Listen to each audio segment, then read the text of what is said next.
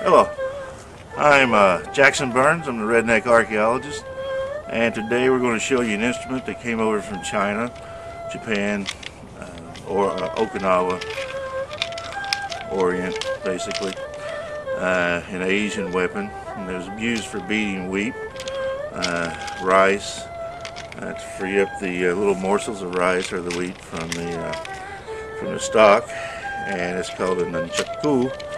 And I have two of them. These are little practice chucks, and I'm just going to show you the demonstration of what the martial arts. Bruce Lee basically is the one who kind of brought this into America, you know, developed a good place to see how the erosion would work.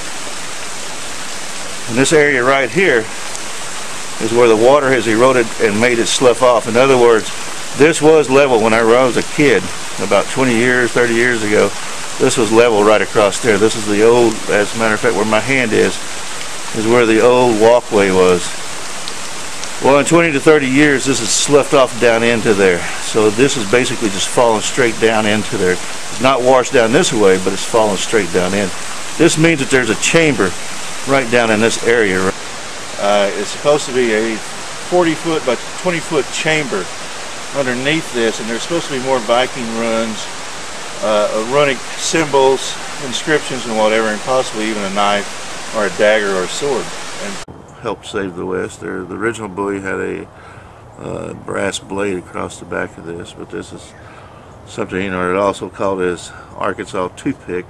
This is pretty close. I'm going to see if I can stick this in that right now while you're watching. I'm now living in a disaster area. All the stores are now closed. This is the dangerous spot right here. You've got to watch these canals, bayous, canals, rivers. This is where people die at. On the road again. Just can't wait. You get a signs of what it looks like. All right. We're here after an extremely difficult climb, going up the mountain and then coming back down. We actually had to climb cliffs, go through some really snake-infected area. This is the cave. This is look how intense that is. Wow! Why did it just zoom out? You didn't do that? I'm not doing this. Whoa! Leave it, leave it, leave it. Whoa!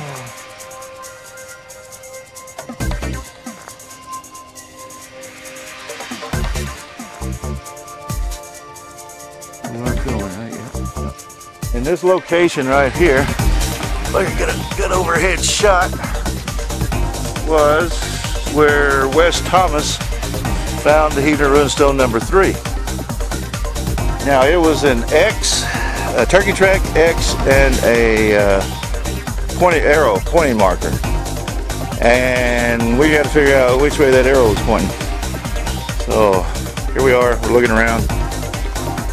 Location, or the spot of the Heathen Runestone number 3. Which is, the Heathen Runestone is straight down. Straight down there. Right down there! Oh, that's good.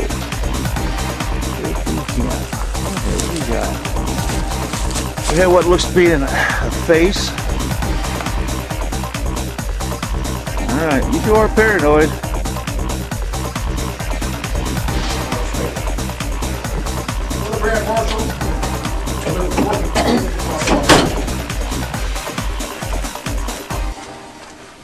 Again, ladies and gentlemen, if you have a camera, you have to move around.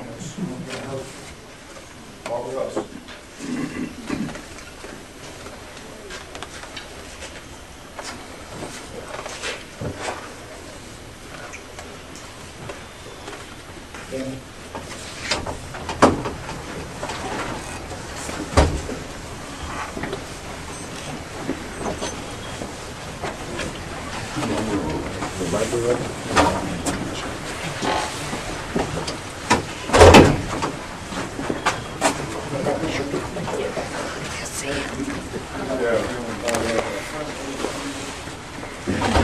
Friends,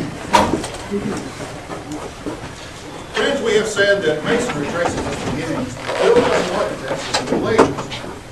For that reason, the tools we use to teach ethics of building better lives are the same that we use to build the monuments in stone which still stand. The ruins, or the eights in this étier, are approximately the same size as in height as this one over here, the Shawnee.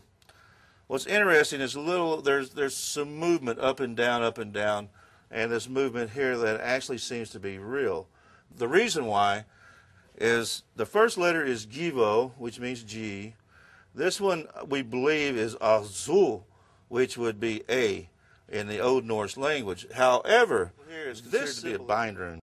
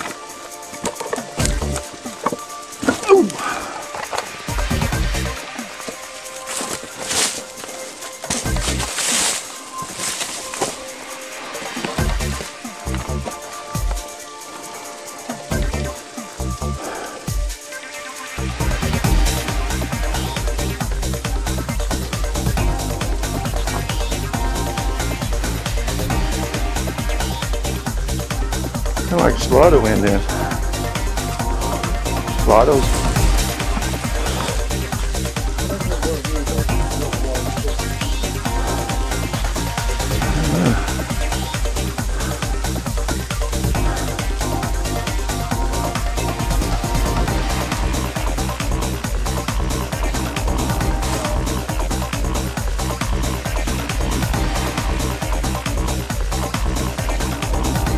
Support pole right there.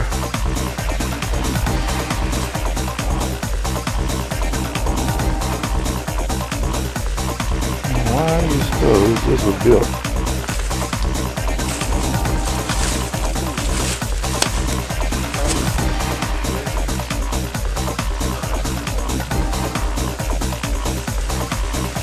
No water.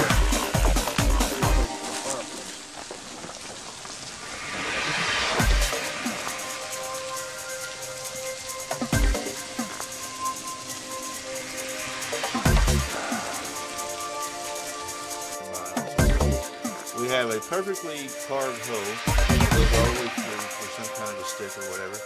We have what looks to be like a Masonic symbol. Also over here, there looks to be like a double NG symbol of eights that are stacked on top of one another.